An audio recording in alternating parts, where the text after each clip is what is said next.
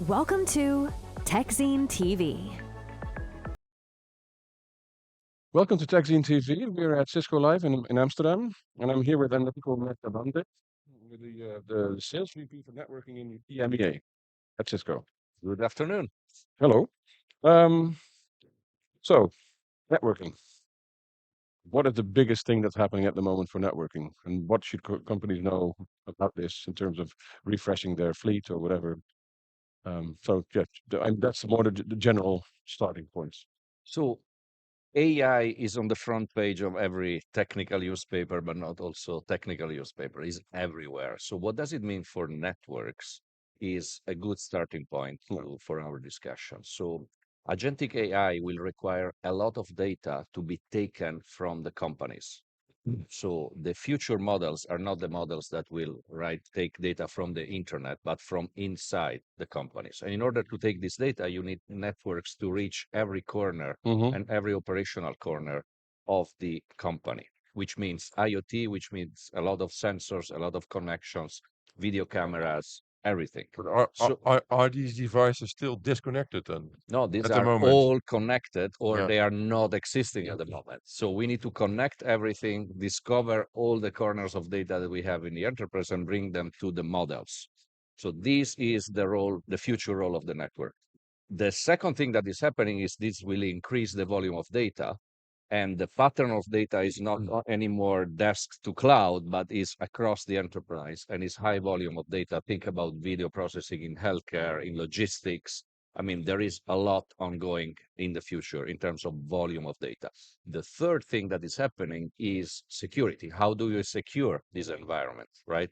How am I sure that an entity that connects to the network is a certain sensors and what is the sensor allowed to do and which data is allowed to ask, or what is an identity of a agent, of an AI agent? How can I prove the identity of an AI agent?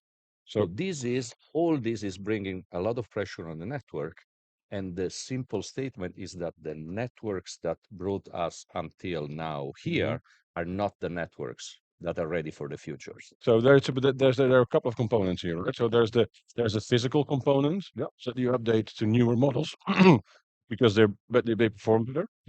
But there's also the software component because the newer network devices you can configure better, or you can role-based access and all that stuff, right? Yeah. So where do you start as a company? So where do you start? First, you need to understand what is your AI strategy and how is networking. It's a hard one to begin with for most companies. It is a hard one to begin with. But today, if you are whatever kind of company and you have not an AI strategy, I mean, you get a problem. Yeah, but it depends on it's not always the best strategy to have because sometimes it's just adopting ChatGPT, which in my opinion it's not the best strategy for This is an organizations. incremental productivity strategy. It's Yeah. not about changing the business No, of I your mean, yeah. company and the business processes of your But company. what We are- are talking about the big target. Yeah. So how do I change the business process of my companies through AI? But what are the problems they run into? Is that network capacity or is that Is network reach, network capacity, and security and network going together? This is why a lot of companies are refreshing their networks now. And this is a once in a lifetime opportunity to do that. Can you do that incrementally, or do you have to do it in one big rip and replace go? Absolutely incrementally. I mean, networks are there and you have to run your operation still while you are thinking. But while you are refreshing your network, you need to think, how do I embed more security into it? How do I future proof it? In certain, maybe very critical infrastructure, you should already think about, what about quantum attacks? Is my network quantum safe in the next 5 years? can you guarantee that with newer models that they're quantum safe? In the newer models, we have quantum secure boot, we have quantum secure management access to the box, and quantum secure encryption. Absolutely. And it's actually, I think, in the US, I think the US government institutions they are not allowed to buy anything that's not PQC ready starting in 27-ish, I think, or even now. It's getting all over the place. So you, Every country is pushing yeah. this kind of requirement. So into rules and the regulations will infrastructure. help as well in this Yes, respect. absolutely. We'll force customer to think through, okay, am I right? Am I building the right infrastructure for the future? Yeah. But if you don't replace everything, how can you guarantee security? It's an incremental process, right? So, but you have to start now. Yeah. And it will kick in the next couple of years. But if you don't start now, then you will have a problem, because if you refresh now with something that is looking back and not looking forward, that's a problem. So today you cannot afford to have a good enough network. You have to think about the future-proof network. And is that message landing at customers? I mean, conceptually, I would say yes, right? I think they say, "Oh, yeah, we need this," but then the next step. So after they finally found out their AI strategy, the next step, what is that then? To actually execute on the refresh. So currently, a good amount of network anyway need to be refreshed for compliance, because there is end of support or end of sales gear, and they need to think about it. So I think it's a good time now, and not only I think, our customer tell us, yeah, that's a good time to reimagine the network for the future. So the small or big refresh cycles that they have in the next year, I already start thinking with the future network in mind. So it's happening. The Yeah, short it is answer, happening. yes. Yes. Okay. But if organizations are if organizations are now looking at the AI strategy and for their business processes and the wider, Yeah. I don't think network renewal is on their mind for their AI strategy. It shouldn't be a let's say something that slows you down. So you No, need that's to true. freely think about your AI strategy without thinking about the limitation. But then when you are implementing the AI strategy, and we have released what we call the AI readiness index, Mm-hmm. and it has 6 dimension where you let's say measure this, like do you have a governance, do you have a vision, do you have the talents, do you have the data, et cetera, et cetera. And one of these pillars is, do you have the right infrastructure, meaning data center infrastructure, meaning networking infrastructure. So it's not the first question, but it's the second question. Do Okay. I have an infrastructure ready for that? And do you see at customers that everybody's thinking about their network, or is it a hurdle they run into in a later point? They are thinking it proactively, I would say. Also, because if you are a network manager today and you think about refreshing the network, this is the first item in the list. and It's I like, think, how do I have yeah, secure networking for AI? and I think what also helps, I would imagine, is that if you're thinking or if you're deploying AI infrastructure, you're building something new anyway, right? Yeah. Because not many companies are going to run new AI, their AI strategy on their existing infrastructure, I would imagine. In terms of data center, for sure, you Yeah. have to think secure AI pods and this kind of new data center strategy to run AI inference. However, in terms of network, you will use your existing network, but you need to rethinking for the future. Yeah, but I mean, lots of these AI projects and companies, as I've been told, are started up in silos anyway. So that's actually a very good place to start then, because if you're setting up that silo, you make sure that your network is also very good in that silo, right? And then connect, and then you can do that incrementally in the rest of your network. Absolutely. Yeah, yeah. Absolutely. Yes, that's the idea. I think That's that, the idea. It's an incremental process. It's not like I need to shut down the company, no. build the network, and then reopen it. And It's an incremental are you only looking at the network itself, or also on how organizations can connect data silos towards? This is one of the pillars, is Yeah. how do I clean up my data in order that then the AI models can really leverage that data, right? So data must be clean, reliable, up to date.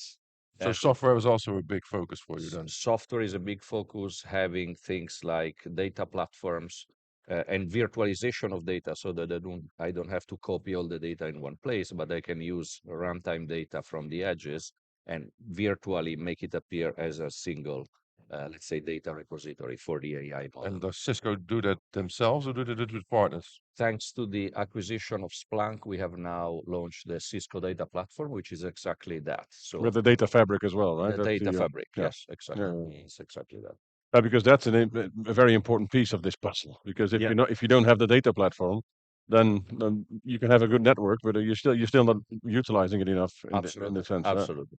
That's going to be interesting to see how that pans out. What's been the so we talked a little bit about what we see happening at customers, but have you heard any concrete responses to what you're telling them in terms of you need to refresh now, and what are potential hurdles to actually, apart from not having an AI strategy at all, obviously that may not help. But what are potential hurdles for companies to overcome in this? I would say everyone that we talk to is seeing that opportunity as in acting in that way. Which are the hurdles? Are the usual hurdles? It's like budget availability, is executive and leadership commitment on that journey. So if there is no leadership commitment on an AI journey for a company, of course, then there is no budget. So I would say, and the silos nature of some of our customers' organizations. So the security department wants to do one thing, the network department wants to do another thing, and the application and data department wants to do a third thing. Another important area is the conversion between the operational technology, so OT and IT. If it's like manufacturing, transportation kind of customers, how do I make a very good dialogue between digital dialogue between IT and the operational environment of that customer. So in general, the short answer is silos could be the killer of that strategy. Yes, but silos are also very natural.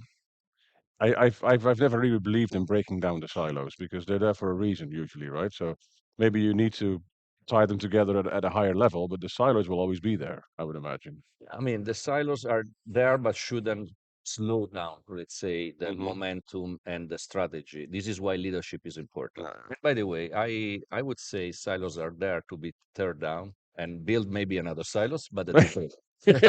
Are you also investing in OT with your data fabric to get that analog or industrial data towards the platform as well? Because that's pretty hard in some sectors. We do have a very successful IoT, industrial IoT networking business that is growing very powerfully in terms, and we have a lot of references already in terms of utilities doing smart grids or manufacturing digitizing their plants. So this is an active stream for us and is very successful. And in terms of life cycle, because if they replace now, how long will that be enough? Because AI obviously is developing very quickly. Yeah.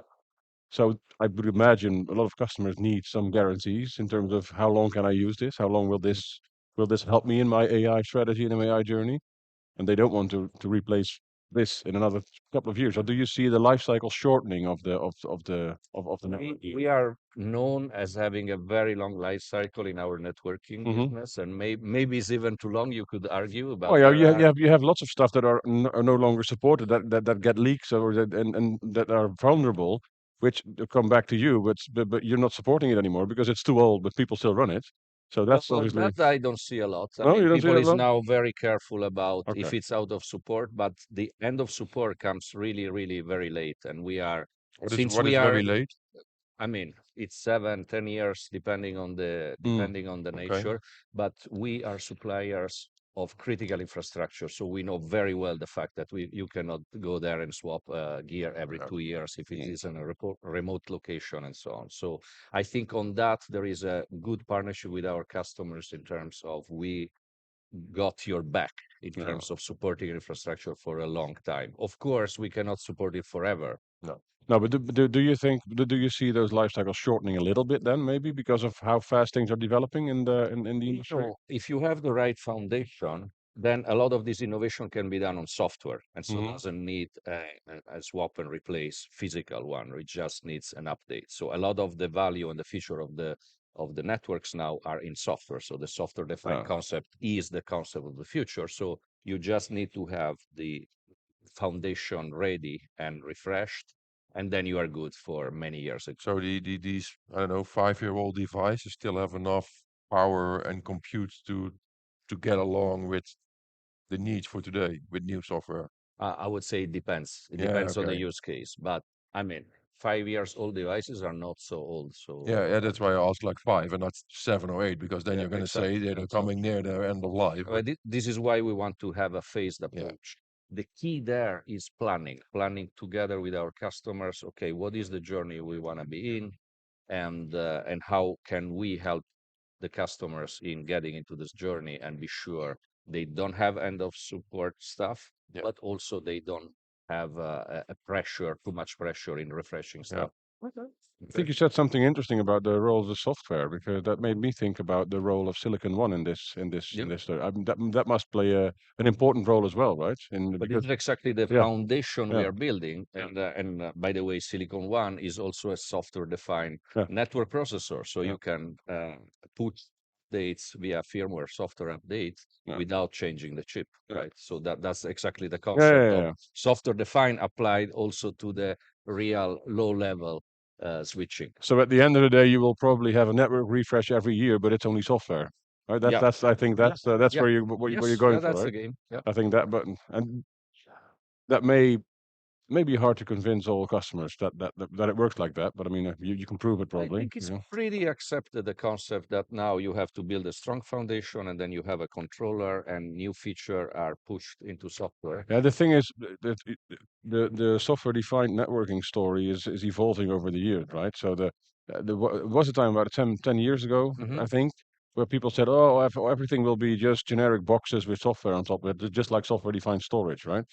But but then all the networking vendors said, "Look, software networking is more complex than that, so that's not ever going to happen." So there is a limit There is a limit to how because much if you you can want to do good disaggregate. crypto, you have to have an hardware accelerator there. If Yeah, you want to switch packet at 100 yeah, terabit, you have to have yeah, a serious processor there.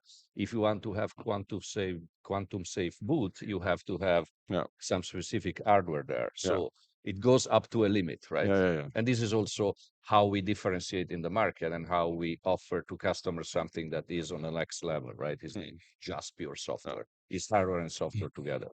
So and when, just to wrap it up, when do the companies need to have this finished, this network refresh? Yesterday, or do they have some more time? It depends how aggressive they want to be in the AI journey. I mean, and how competitive is the vertical where they are playing with. But Hmm. I would say all the customers have already started conceptually to do this. Hmm. And then it's just about planning and executing that. All right. Thank you very much. Thank you. Thank you for the nice chat. Thanks. Thank you. Thank you for watching TechZine TV, the channel about enterprise technology that brings you IT insights and analyses from events all around the globe. We cover everything, everywhere. Visit techzine.eu for more written in-depth articles and analysis, or keep watching techzine.tv. Don't forget to subscribe to our channels and share your favorite videos with your colleagues. We'll see you soon.